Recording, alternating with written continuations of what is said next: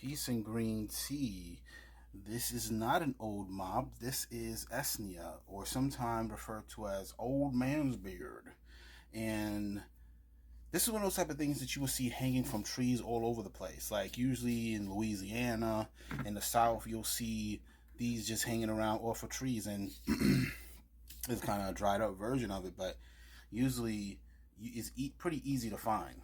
But this is very much viewed as some magical stuff, and it's something that you would, on a survival level, people use this. Like they would take, like if someone ever got cut, you would put this over a cut and stop the bleeding, or someone with like certain health conditions, they would chew on a little piece of it to help them to get themselves right in the wild. So that's one of those type of things that people usually say is safe for people to deal with when they're in the wild and they come across this, if they're ever traveling. And you know what I mean, if you get lost in the woods and you're like, hey, I might be here, you would use this as a survival tool in the wild.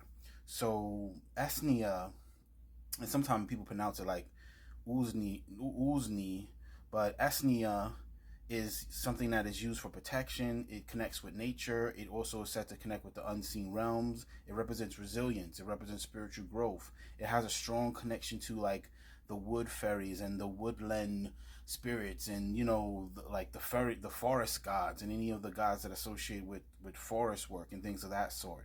It's um it's said to heighten your psychic abilities. It promotes clarity.